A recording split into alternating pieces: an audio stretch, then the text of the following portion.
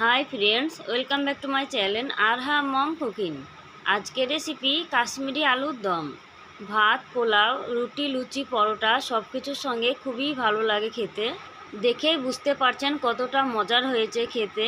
চলুন তাহলে কাশ্মীরি আলুর দমের রেসিপিটি শুরু করি। প্রথমে কড়াইয়ে দিয়ে দেবো বেশ কিছুটা পরিমাণ সরিষার তেল। তেলটা চারি সাইডে খুব ভালো করে মিশিয়ে নেব।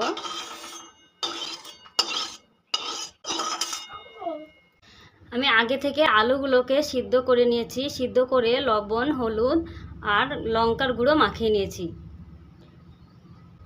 এবারে আলুগুলোকে তেলের মধ্যে দিয়ে দেবো। আলুগুলোকে সিদ্ধ না করে তেলে ভালো করে কড়া করে ভেজে নিলেও হবে। আমি আলুগুলোকে খুব বেশি ভাজবো না, হালকা করে ভেজে নেবো, যেহেতু আলুগুলো সিদ্ধ করা আছে। আলুগুলোকে আমি ভেজে নিয়েছি, ভাজা হয়ে গেছে। এবারে তুলে নেব।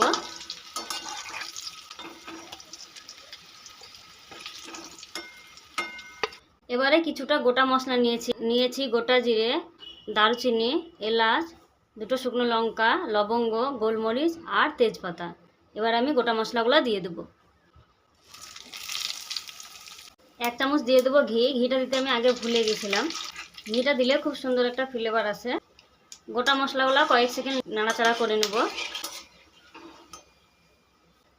এবারে দিয়ে দেবো দুটো পেঁয়াজ আমি কুচিয়ে নিয়েছি, দিয়ে দিলাম। পেঁয়াজটাকে আমি হালকা করে ভেজে নেব আগে। পেঁয়াজগুলো আমি হালকা করে ভেজে নিয়েছি। এবার অ্যাড করে দেবো 1 চামচ আদা বাটা, আর দিয়ে দেবো 1 চামচ রসুন বাটা, আর দিয়ে দেবো একটা টমেটোকে আমি টুকরো করে কেটে নিয়েছি, দিয়ে দিলাম। ভালো করে সব কিছু আগে মিশিয়ে নেব। এবার আমি দিয়ে দেবো লবণ। লবণ দিলে টমেটোটা তাড়াতাড়ি গলে যায়।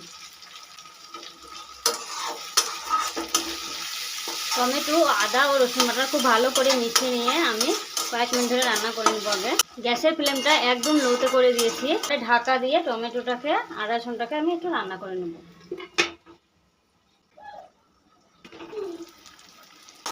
আমি ঢাকা দিয়ে খুব ভালো করে টমেটোটাকে কষিয়ে নিয়েছি। দেখুন টমেটোটা গলে গেছে। এবার আদা ও রসুন বাটা একটা কাঁচা গন্ধ থাকে, সেটা চলে গেছে।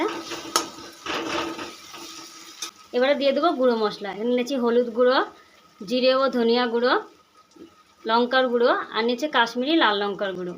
এটা আমি ঝালের জন্য নিইনি, এটা কালারের জন্য নিয়েছি। যেহেতু কাশ্মীরি আলুর দম বানাবো, তাই কাশ্মীরি লাল লঙ্কার গুঁড়োটা একটু বেশি নিয়েছি।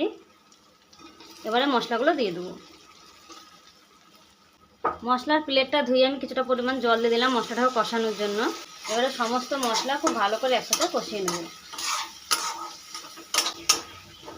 মশলাগুলোকে আমি আবারও ঢাকা দিয়ে দেবো, তাড়াতাড়ি কষানো হবে।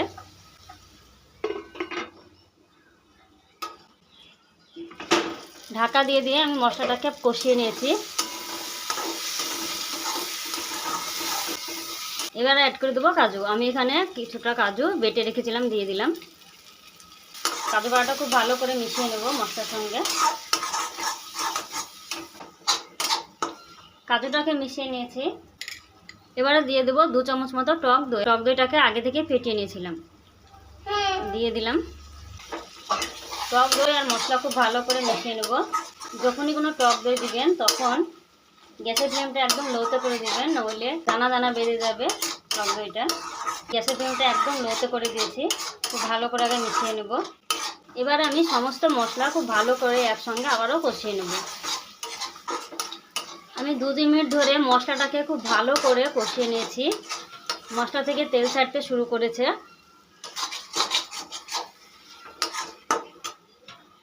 এবার দিয়ে দেবো 1 কাপ পরিমাণে দুধ। আমি এখানে 4 কাপের 1 কাপ দুধ নিয়েছি, দিয়ে দিলাম। দুধ ও মশলাগুলো খুব ভালো করে মিশিয়ে নেব। নর্মাল তাপমাত্রার দুধ আমি এখানে দিয়েছি। দুধটাকে খুব ভালো করে মশলার সঙ্গে মিশিয়ে নিয়েছি।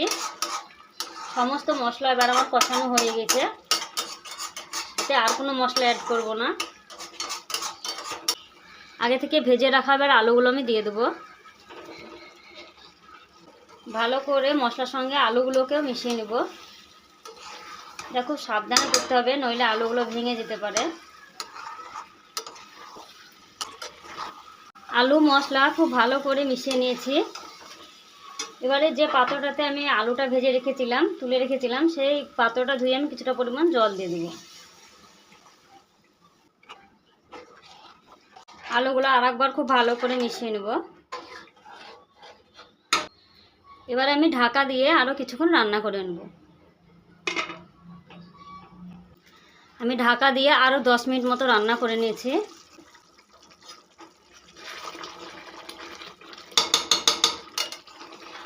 দেখুন কালারটা কতটা সুন্দর এসেছে। এবারে দিয়ে দেবো 4টে চেরা কাঁচা লঙ্কা।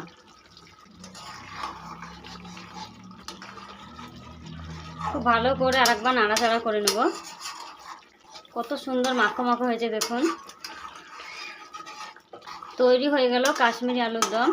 এবার আমি গ্যাসের ফ্লেমটা বন্ধ করে দেব। রান্নাটা আমার এখানে পুরো কমপ্লিট হয়ে গেছে।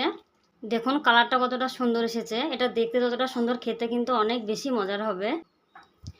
আমার এই কাশ্মীরি আলুর দমের রেসিপি যদি আপনাদের ভালো লাগে অবশ্যই লাইক করবেন, কমেন্ট করবেন। আর যারা আমার চ্যানেল নতুন বন্ধু হয়েছে যেমন সাবস্ক্রাইব করেনি, তারা চ্যানেলটিকে অবশ্যই সাবস্ক্রাইব করে পাশে থাকবেন। ফিরে আসি নতুন কোনো রেসিপি নিয়ে। ততক্ষণে সুস্থ থাকবেন, ভালো থাকবেন। ধন্যবাদ।